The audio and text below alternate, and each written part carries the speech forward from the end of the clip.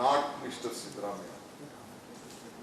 ಇದು ಪ್ರಜಾಪ್ರಭುತ್ವದ ವ್ಯವಸ್ಥೆಯಲ್ಲಿ 136 ಜನ ಪ್ಲಸ್ ಇಬ್ರು ಪಕ್ಷೇತರವಾಗಿ ನಮ್ಮ ಸರ್ಕಾರಕ್ಕೆ ಬೆಂಬಲ ಕೊಟ್ಟಿರುವಂತ 3 ಜನ ಕೊಟ್ಟಿರುವಂತ ಎಲ್ಲ ಶಾಸಕರ ಬಲದ ವಿರುದ್ಧ ಈ ರಾಜ್ಯದ ಜನತೆ ಒಂದು ಪ್ರಜಾಪ್ರಭುತ್ವದ ವ್ಯವಸ್ಥೆಯಲ್ಲಿ ಒಂದು ದೊಡ್ಡ ಬಲಿಷ್ಠವಾದಂತ ಯಾರ ಮೇಲೆ ಶಕ್ತಿ ಇಲ್ಲದೆ ಸಪೋರ್ಟ್ ಇಲ್ಲದೆ ನಡೆಸ್ತಾ ಇರುವಂತ ಒಂದು ದೊಡ್ಡ ಸರ್ಕಾರ, ಇಡೀ ದೇಶದಲ್ಲಿ ಒಂದು ಅಪೋಸಿಷನ್ ಗವರ್ಮೆಂಟ್ ಕಾಂಗ್ರೆಸ್ ಗವರ್ಮೆಂಟ್ ಬಹಳ ದೊಡ್ಡ ಸ್ಟ್ರಾಂಗ್ ಆಗಿ ಒಂದೇ ಪಕ್ಷ ಆಳ್ತಾ ಇರುವಂತ ಒಂದು ವಿರೋಧ ಪಕ್ಷದ ಒಂದು ಸರ್ಕಾರ ಕಾಂಗ್ರೆಸ್ ಸರ್ಕಾರ.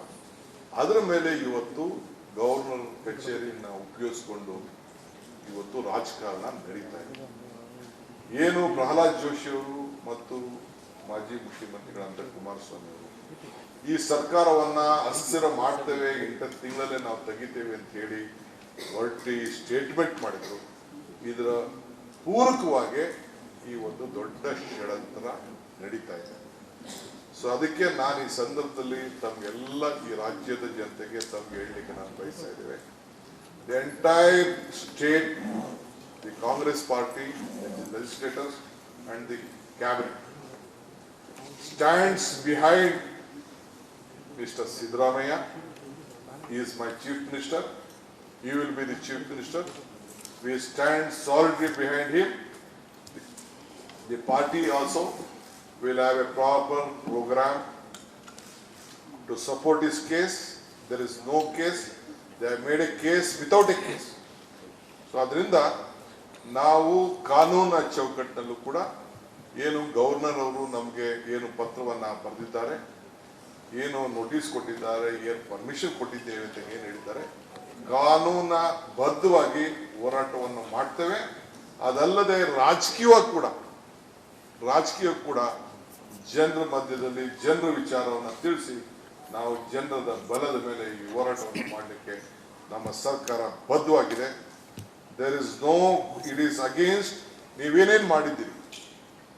ಗವರ್ನರ್ ಕಚೇರಿನ ಉಪಯೋಗಿಸ್ಕೊಂಡು ಬಿಜೆಪಿ ಕಚೇರಿಯಾಗಿ ಪರಿವರ್ತನೆ ಮಾಡಿಕೊಳ್ಳಲಿಕ್ಕೆ ಏನೆಲ್ಲ ಒಂದು ಹುನ್ನಾರ ನಡೀತಾ ಇದೆ, ಇದರ ವಿರುದ್ಧ ನಾವು ಹೋರಾಟವನ್ನ ಮಾಡ್ತೀವಿ, ಮಾಡಲೇಬೇಕಾಗಿದೆ. ಪ್ರಜಾಪ್ರಭುತ್ವವನ್ನು ಉಳಿಸಲೇಬೇಕಾಗಿದೆ, ಸಂವಿಧಾನವನ್ನು ನಾವು ರಕ್ಷಣೆ ಮಾಡಲೇಬೇಕಾಗಿದೆ. Whatever the notice has been given, whatever the sanction has been given, it is against the constitution and against the law. We all have respect towards the law. We have confidence that the law of this country will help us prevail. Injustice will not be flown from the seat of justice. So ಅದಕ್ಕೆ ನಾವು ಕಾನೂನಿನ ಸಮರವನ್ನು ಕೂಡ ಮಾಡಲಿಕ್ಕೆ ನಾವೆಲ್ಲ ಸಜ್ಜತೆಯನ್ನು ನಾವು ಮಾಡಿಕೊಂಡಿದ್ದೇವೆ. ನಾವು constitution ಕೂಡ ನಾವು ರಕ್ಷಣೆಯನ್ನು ನಾವು ಮಾಡ್ಕೊಳ್ತಾ ಇದ್ದೇವೆ. ಇಟ್ ಈಸ್ ಅಗೇನ್ಸ್ಟ್ ಒಬ್ಬ ಹಿಂದುಳಿದ ವರ್ಗದ ಒಬ್ಬ ನಾಯಕ ಎರಡನೇ ಬಾರಿಗೆ ಈ ದೇಶದಲ್ಲಿ ಒಬ್ಬ ರಾಜ್ಯದ ಮುಖ್ಯಮಂತ್ರಿಯಾಗಿ ಬೆಳೀತಾ ಇರೋದನ್ನ ಸಹಿಸಕ್ಕಾಗದೆ ಒಂದು ದೊಡ್ಡ ಪಿತೂರಿಯನ್ನೇ ಇಡೀ ದೇಶದ ಉದ್ದಗಲಕ್ಕೂ ಕೂಡ ಇವತ್ತು ಬಿಜೆಪಿ ಸರ್ಕಾರ ಎಲ್ಲ ಸಂಸ್ಥೆಗಳನ್ನು ಉಪಯೋಗಿಸ್ಕೊಂಡು ಈ ರೀತಿ ಒಂದು ಷಡ್ಯಂತ್ರವನ್ನು ಇವತ್ತು ನಡೆಸ್ತಾ ಇದೆ. ಇದನ್ನು ಧಿಕ್ಕರಿಸಿ ನಾವು ಹೋರಾಟವನ್ನು ಮಾಡ್ತೇವೆ. ನಮಗೆ ಕಾನೂನಲ್ಲಿ ಗೌರವ ಇದೆ, ರಕ್ಷಣೆ ಸಿಗ್ತದೆ ಅನ್ನೋದು ನಮಗೆ ನಂಬಿಕೆ ಇದೆ. ಆ ದೃಷ್ಟಿಯಿಂದ ನಮ್ಮ ಹೋರಾಟವನ್ನು ನಾವು ಮಾಡ್ತೇವೆ. It will be purely a political and a legal battle which we are going to do it. ಇದು ಏನು ಈ ಸ್ಟೇಟ್ಮೆಂಟು ಇದೆಲ್ಲ ಇದೆ, ಇದು ಬಿಜೆಪಿಯ ಮೌತ್ ಪೀಸ್ಗಳು ಆಗಬಾರ್ದಾಗಿದೆ. ಅದರಿಂದ ಸೊ ಇಟ್ ಈಸ್ ನಾವೇನು ಈ ಬಡವರಿಗೆ ಸಹಾಯ ಮಾಡ್ತಾ ಇದ್ದೀವಲ್ಲ, 56,000 ಕೋಟಿ ರೂಪಾಯಿನ ಬಡವರಿಗೋಸ್ಕರ ಹಂಚ್ತಾ ಇದೀವಲ್ಲ, ಇಂಥ ಒಂದು ದೊಡ್ಡ ಐತಿಹಾಸಿಕವಾದಂಥ ನಿಲುವು ಈ ದೇಶದಲ್ಲಿ ಕರ್ನಾಟಕ ರಾಜ್ಯದ ತೆಗೆದುಕೊಂಡು ಬಡವರಿಗೆ ಸಹಾಯ ಮಾಡ್ತಾ ಇದೆಯಲ್ಲ, ಅದರ ವಿರುದ್ಧವಾಗಿ ಇವತ್ತು ಇಂಥ ಒಂದು ಷಡ್ಯಂತ್ರವನ್ನು ಹುನ್ನಾರವನ್ನು ಮಾಡಿ ಈ ಸರ್ಕಾರವನ್ನು ತೆಗೆಯಲಿಕ್ಕೆ ಏನು ಪ್ರಯತ್ನ ನಡೀತಾ ಇದೆ, ಇದು ಸಾಧ್ಯನೇ ಇಲ್ಲ ನಿಮ್ಮ ಕೈಲಿ ಅಂತ ಹೇಳಲಿಕ್ಕೆ ನನಗೆ ಭಾಳ ಸ್ವಇಚ್ಛೆಯಿಂದಲ್ಲ, ಸಾಮೂಹಿಕವಾಗಿ ವಿಚಾರವನ್ನು ಹೇಳ್ತಾ ಇದ್ದೀವಿ. ಅದಲ್ಲದೆ ಸುಪ್ರೀಂ ಕೋರ್ಟಲ್ಲೂ ಕೂಡ ಬೇಕಾದ ಸಂದರ್ಭದಲ್ಲಿ ಗವರ್ನರ್ಗಳ ಯಾವ ರೀತಿ ನಡ್ಕೊಳ್ಬೇಕು ಅಂತೇಳಿ ರೂಲಿಂಗ್ಸ್ ಕೂಡ ಇದೆ. ಇವತ್ತು ಇದರಲ್ಲಿ ವೆಸ್ಟ್ ಬೆಂಗಾಲಲ್ಲಿ, ತಮಿಳುನಾಡಲ್ಲಿ, ಕೇರಳಲ್ಲಿ ಮತ್ತು ಬೇರೆ ಬೇರೆ ರಾಜ್ಯದಲ್ಲಿ ಜಾರ್ಖಂಡು, ತೆಲಂಗಾಣ, ಪಂಜಾಬ್ ಇವೆಲ್ಲ ರಾಜ್ಯಗಳಲ್ಲೂ ಕೂಡ ಯಾವ ರೀತಿ ಗವರ್ನರ್ ಹಸ್ತಕ್ಷೇಪ ಮಾಡಿ ಪ್ರಜಾಪ್ರಭುತ್ವ ವ್ಯವಸ್ಥೆನ ಸರ್ಕಾರಗಳನ್ನ ತೆಗಿಬೇಕು, ಅಲ್ಲಾಡಿಸ್ಬೇಕು ಅಂತ ಬೇಕಾದಷ್ಟು ಪ್ರಯತ್ನ ನಡೆದ್ರು. ಯಾವ ಸರ್ಕಾರ ಕೂಡ ಮುಟ್ಲಿಕ್ಕೆ ಸಾಧ್ಯ ಆಗಲಿಲ್ಲ. So the entire party and including the India Alliance stand united supporting my Chief Minister. We stand by him. There is no question of resignation.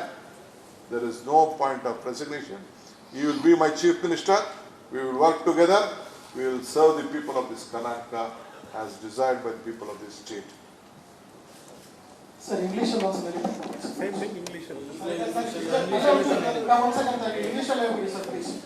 Already I have discussed, we have received, my Honorable Chief Secretary has received a letter that a prosecution and inquiry permission has been given. So we feel that it is purely unconstitutional, against the law. There is a strong government headed by Mr. Chief Minister Siddaramaiah. In the entire country, it is one of the biggest state where the second time a backward class leader has been elected with a massive mandate of 136 members and 2 independents who have been supporting our 2-3 independents supporting our party. They are trying to destabilize by using the governor's office. It is unfortunate. There are various decisions, and the constitution. There is a constitution which will help us. No political party or the BJP is trying to destabilize this government. Earlier, former sitting union ministers had commented they are using the governor offices. They had commented that they are going to destabilize this government. At any point of time, I am on record, at no point of time, my Chief Minister will not yield to any pressure. There is no question of him resigning. He will continue to stay in the office. We all stand united with the entire party in this Karnataka, the entire legislature of 138 legislators of this house will stand unitedly with him. We support him. He has not done anything wrong. In any of his tenure, no mistake has been done. This is a purely a political issue which they are trying, where there is no issue, an issue has been created. I am very sorry to tell that Governor office has been misused by this BJP government. There are various judgments in the Supreme Courts of India. My party and my government, both and including Siddaramaiah, we stand, we will go to the legal, we will fight it legally, we will stand politically. We believe that injustice will not be flown from the seat of justice. We have full confidence on the law of this country, and my government will be protected. Sir, don't you think that this is a biggest exam and biggest question? Sir, don't you think that this is a biggest? Sir, don't you think that this is a biggest question? I can answer to only one. Order for free and fair investigation. Sir, in order for free and fair investigation to the case, now we have to go ಕನ್ನಡದಲ್ಲೂ for proceeding. ಒಂದು ನಿಮಿಷ ಕನ್ನಡದಲ್ಲಿ ಕೇಳೋಣ. ಆಯ್ತು Kannada ಅಲ್ಕೊಟ್ಟು Kannada. Sir ಈಗ ನೀವು ಈ ನಿರ್ಧಾರ ತೆಗೆದುಕೊಂಡವರು ರಾಜ್ಯದ ಕ್ಯಾಬಿನೆಟ್ ಸಚಿವರ ಇಲ್ಲ ಕಾಂಗ್ರೆಸ್ ಹೈಕಮಾಂಡ್ ಕೊಟ್ಟಂತಹ ಸಂದೇಶವನ್ನ ಮಾಧ್ಯಮಗಳ ಮುಂದೆ ನೀವು ಹೇಳ್ತಾ ಇದ್ದೀರಾ. ಇನ್ನ ಕಾಂಗ್ರೆಸ್ ಹೈಕಮಾಂಡ್ ಸುದ್ದಿ ಬೇಕಾಗಿಲ್ಲ. I am more competent and all my colleagues are more competent to fight this issue. We all stand united. We will stand united. We are and we will be. ನಾಲ್ಕನೇ ಒಂದು ಅಂಶವನ್ನ ತಪ್ಪಿರ್ಬೋದು. ಅವ್ರು ಹೇಳ್ತಾರೆ ನೀವು ರಿಟೈರ್ಡ್ ಜಡ್ಜ್ ಇದರಲ್ಲಿ enquiry ಕೊಟ್ಟಿದ್ದು ಗಂಭೀರ ಪ್ರಕರಣದ ಕಾರಣಕ್ಕೋಸ್ಕರನೇ ಎನ್ಕ್ವೈರಿ ಕೊಟ್ಟಿದ್ದು ನೀವು. ಹಾಗಾಗಿ ಇದನ್ನ ಪರಿಗಣನೆ ಮಾಡಬಾರ್ದು ಅಂತ ಹೇಗೆ ಅನ್ನೋದು ಪ್ರಶ್ನೆಯೂ ಕೂಡ 4ನೇ ಪಾಯಿಂಟ್ ಅಲ್ಲಿ ಮಾಡಿದ್ದಾರೆ. ನೋಡಿಯಪ್ಪ, ನಾವು ಅವ್ರು ಏನು ಹೇಳಿದ್ದಾರೆ ಅದಕ್ಕೆ ನಾವು ಕಾನೂನು ಚೌಕಟ್ಟಿನಲ್ಲಿ ನಾವು ಅದಕ್ಕೆ ಹೋರಾಟವನ್ನು ಮಾಡ್ತೇವೆ, ಅದಕ್ಕೆ ಉತ್ತರವನ್ನು ಕೊಡ್ತೇವೆ. ರಾಜಕೀಯವಾಗಿ ಕಾನೂನು ಚೌಕಟ್ಟಿನಲ್ಲೇ ನಾವು ಇದಕ್ಕೆ ಉತ್ತರವನ್ನು ಕೊಡ್ತೇವೆ, ರಾಜಕೀಯವಾಗಿ ನಾವು ಉತ್ತರವನ್ನು ಕೊಡ್ತೇವೆ. ನಮಗೆ ಗವರ್ನರ್ ಅವರ ಸ್ಥಾನಮಾನದ ಬಗ್ಗೆ ಅಪಾರವಾದಂಥ ಗೌರವ ಇತ್ತು. ಇದನ್ನು ತಿರಸ್ಕರಿಸಬೇಕು ಅಂತೇಳಿ ಇಡೀ ಕ್ಯಾಬಿನೆಟ್ ಅವರಿಗೆ ರಿಕ್ವೆಸ್ಟ್ ಮಾಡಿತ್ತು. ಅವ್ರಿಗೆ ಮಾಡಿಲ್ಲದೆ ಇವತ್ತು ಮಾಡಿದ್ದಾರೆ. ಪೂರಕವಾಗಿ ಈಗಾಗಲೇ ನಾನು ಹೇಳಿದ್ದೇನೆ, ಹಾಲಿ ಮಂತ್ರಿಗಳು, ಕೇಂದ್ರ ಮಂತ್ರಿಗಳು ಅದು ಹಿಂದೆ ಸ್ಟೇಟ್ಮೆಂಟ್ ಮಾಡಿ ಅವರ ಪೂರಕವಾಗಿ ಇದು ರಾಜ್ಯಪಾಲರ ಒಂದು